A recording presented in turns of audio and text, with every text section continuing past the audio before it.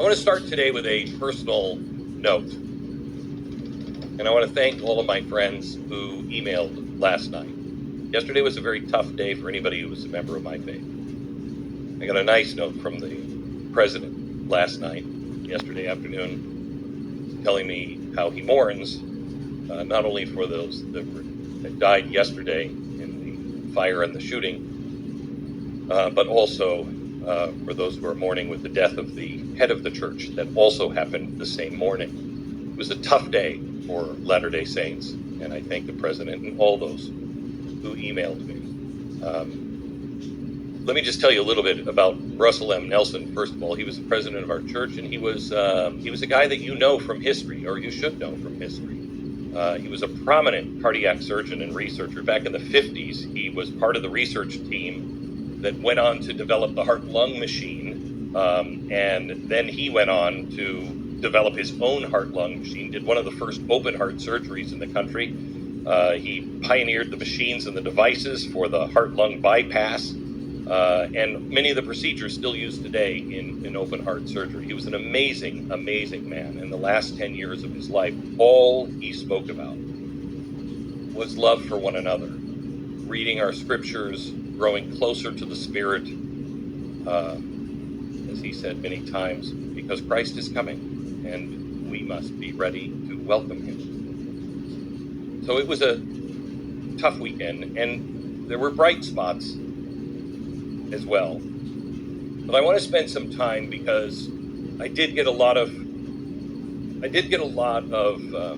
email from friends who are part of the Church of Jesus Christ of Latter-day Saints, and most of them were in tears because they were online and they read the words of so-called Christians. And they were saying things up to and including, because I know I saw them myself, I'm glad they're dead. I'm glad the leader died. I'm glad those people died, because they're going to hell anyway, because they're a dangerous cult. And when I read that, I wept with the same kind of pain that I had on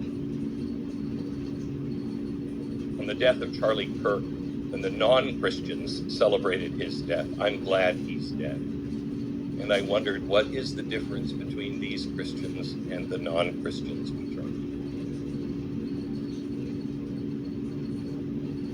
I would like to invite you for just a second to forget about doctrine, and let's just talk about what Christ told us to do, how to measure the truth. See, we don't know how to measure truth anymore. And the most basic way to measure truth is the way Christ told us how to do it. By their fruits ye shall know them. Not by the creeds written by men, not by denominational squabbles, not by gossip that we whisper about on who's in, who's out, but the measure of its fruit. Does the tree produce life? Does it bless? Does it heal? Or does it destroy? I would like to invite you to judge my faith, and you don't have to, and look, nobody's coming my way, okay? It's really, you don't want to be, it's really hard. It's really hard. And then you get to be a pariah on top of it. So nobody's coming my way. So I'm not trying to convince anybody. All I'm saying is judge us by our fruits, because the numbers don't lie. Latter-day Saints give an average of more than 400 hours of volunteer service every year. The average member. LDS charities have distributed $2.5 billion in humanitarian aid in the last decade alone in over 200 countries. When disasters hit, when hurricanes, earthquakes, wars, it's the LDS trucks and planes filled with food and clothing and medicine that are among the first to arrive. When it comes to their families, LDS families have one of the lowest divorce rates in the nation. Nearly 90% of LDS youth report abstaining from alcohol, drugs, and premarital sex, building lives rooted in discipline and stability.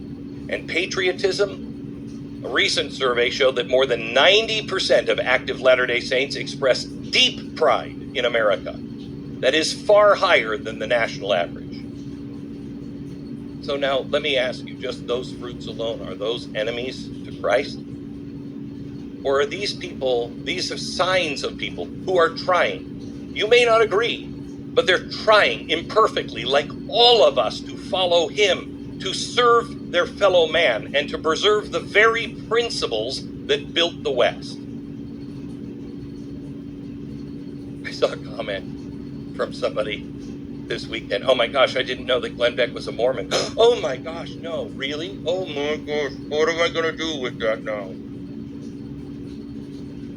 In the last decade, my charity, the one that, is founded by a Mormon, has raised and distributed over $250 million. $250 million in aid.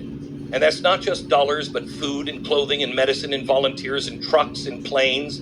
We're talking about clean water for villages, wheelchairs for the disabled, medical kits for refugees, rescuing people who are trapped in hurricanes, wildfire relief, rebuilding homes, you name it.